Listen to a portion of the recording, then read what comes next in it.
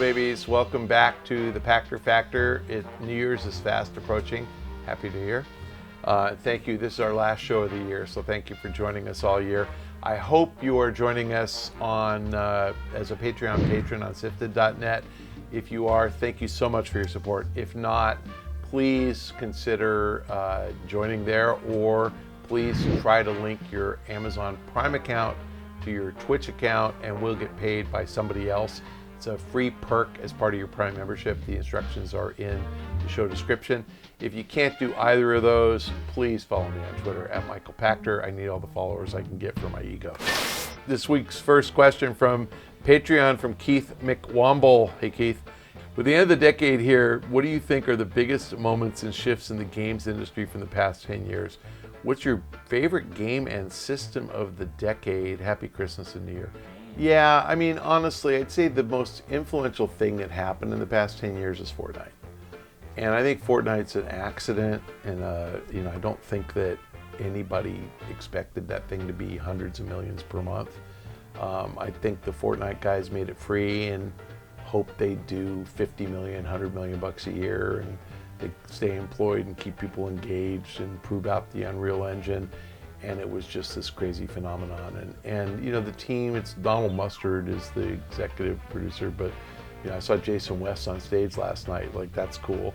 And, you know, Jason's a real game maker and a real shooter game maker. You know, I think that changed the world. I mean, that changed how we look at everything. Predating Fortnite, you could say things like Overwatch or Grand Theft Auto Online and Hearthstone, you know, and predating those, League of Legends. Lots of different ways to play, you know, whatever you call them, persistent games, persistent world, ongoing games. That's the big change in the past decade, and that's really moved the needle. It's really changed a lot. Personally, I think for the better. It's brought in a lot more gamers.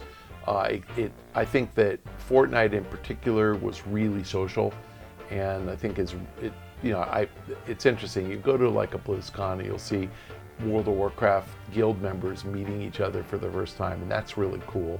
I expect, does Fortnite have an annual Fortnite party get together? They will. I bet they will, like a Fortnite con or whatever. They'll do it all in game, right? That's but like, but Minecraft does it, you know, Minecon, and I bet, give it time. I bet they do, and I just think that's cool. I mean, I think that, you know, again, these guys really just caught lightning in a bottle.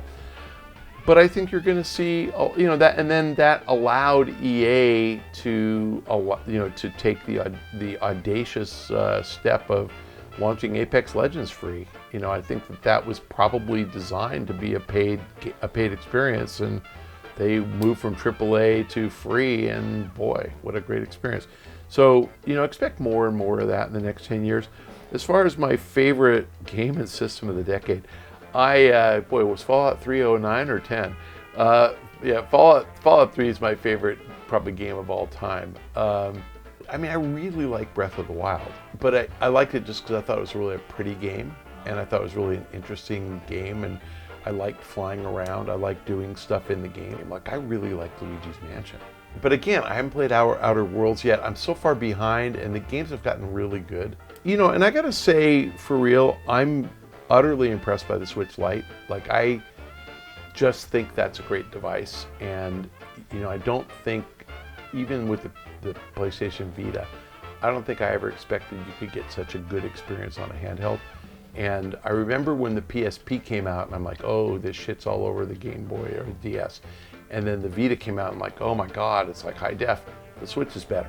So the Switch really impressed me, and at the right price point. So it's light at $200. If you don't have one, go get one. And also impressive is that Nintendo's got, and I haven't played Pokemon yet. There you go. Which again, I like Pokemon games, so I mean, they're fun. So Nintendo's got, you know, Zelda, Mario Kart 8, Smash Brothers Ultimate, Zelda, Mario Odyssey, Pokemon. There's just a good jillion games to the Switch. So you cannot go wrong buying the Switch, and you will stay busy for a couple of years if you buy all those games. So yeah, that would be mine. I mean, I'm not that impressed by Xbox One and PlayStation 4 hardware. They didn't I mean, they're fine. Next question from SIFTD from Gregor G. Hi, Pac. Since people will be buying games on Stadia, what obligation does Google have to customers after the purchase? Are there any laws that dictate they should still have access to their purchases if the service folds? Is there a time frame involved? Will there be some kind of consideration, or would it just be money flushed down the toilet? Your question, all good. Pretty pessimistic tone from you about the potential for the service.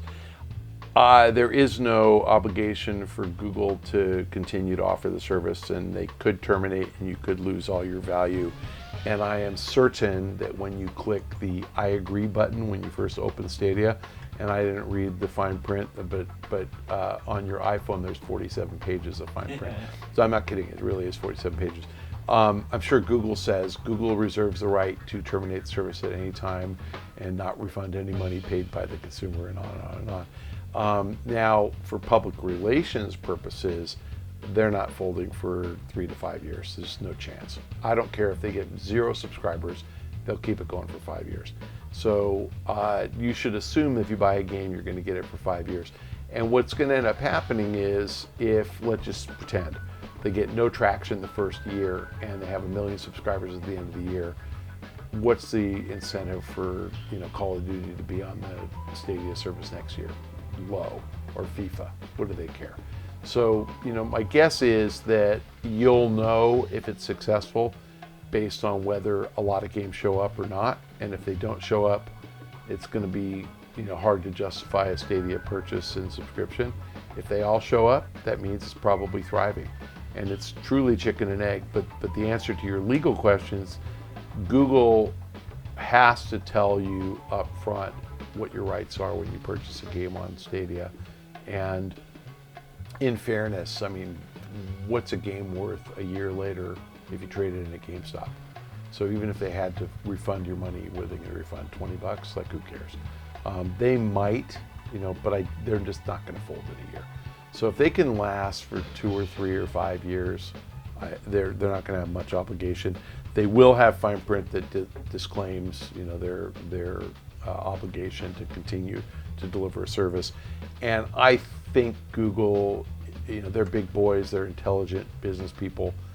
They fully intend to be around for 5 years, and obviously they'll reassess each year and see how they're doing. But if they choose to terminate, they will terminate with about a year's notice, And I've played some mobile games and desktop games that have shut down, and the developers let you know. They typically give you several months notice. And I was playing this Pirates of the Caribbean game, a Disney game, and they gave us like 3 months notice and made everything in the game free, which was fun. So, but you didn't get any of your money back, but they made everything free. So, they usually manage it well, and it's a PR thing. They have to make sure they keep people happy. Our next question from Patreon from Neo JD. Is Redbox discontinuing video game rentals a bad sign for GameFly? Is the physical gaming rental market profitable? Will we ever see digital renting become a thing on consoles? Why do you think it hasn't happened already? I didn't know Redbox is discontinuing video game rentals, but the math on physical disc rentals is that you have to rent about 2 times the cost of the disc.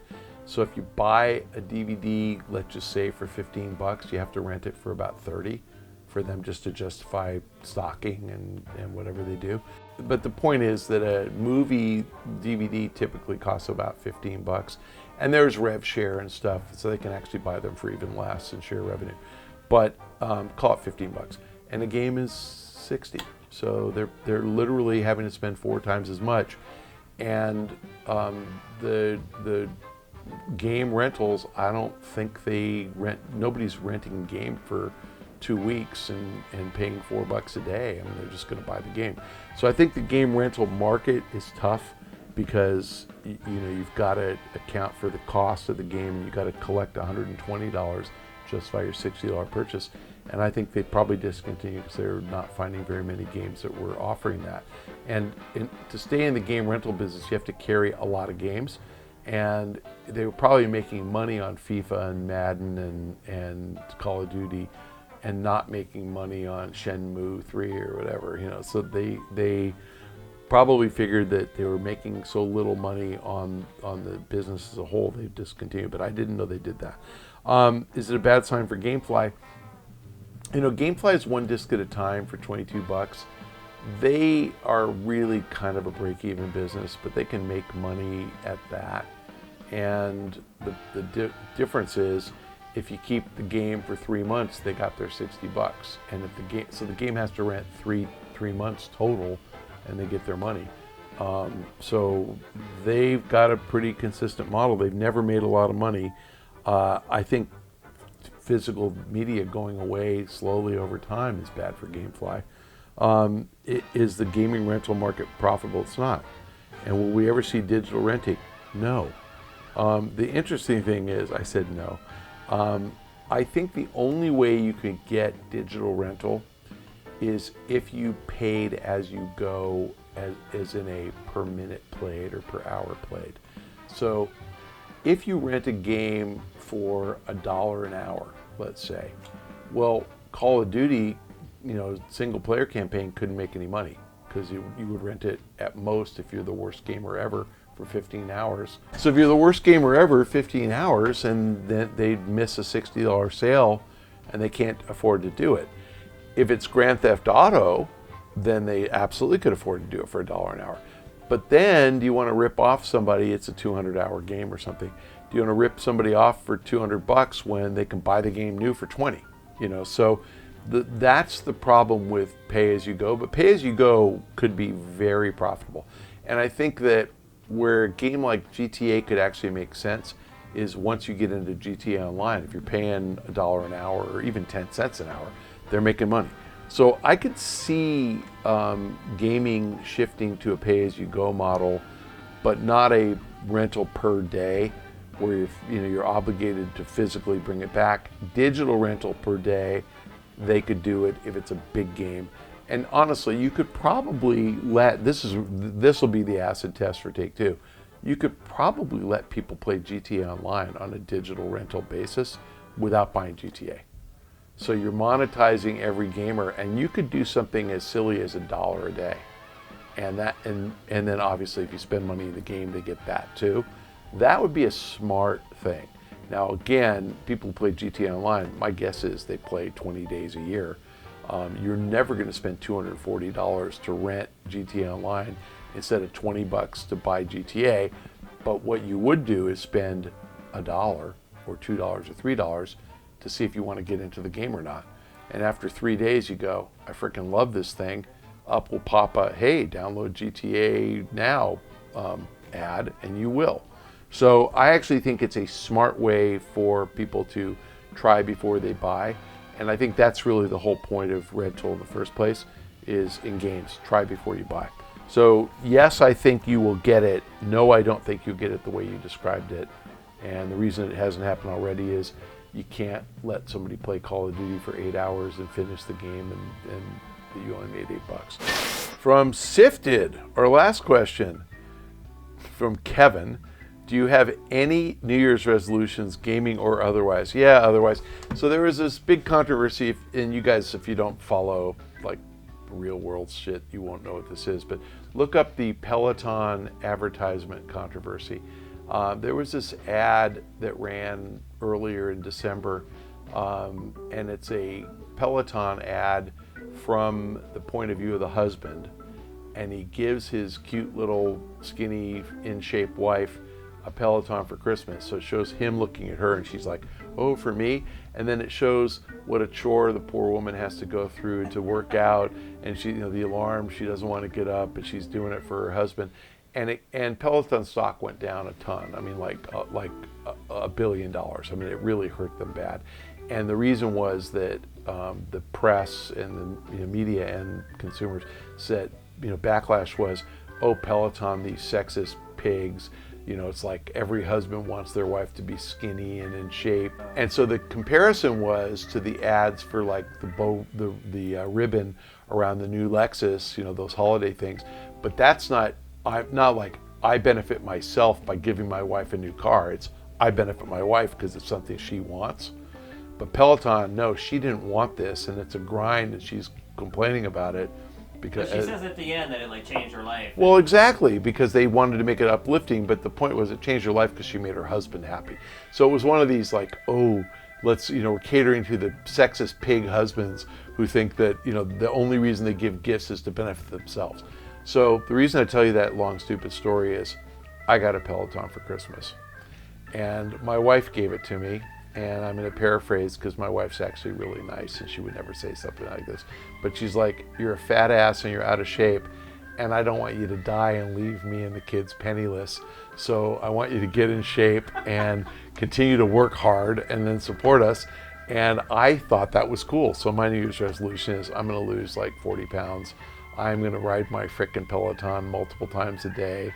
And I am going to get in shape. So, and I got to say, seriously, I'm getting weak. I'm getting old. It's hard to get out of bed. So I'm going to do it. It's going to make me fresher. That's my big New Year's resolution. Gaming wise, I don't have one.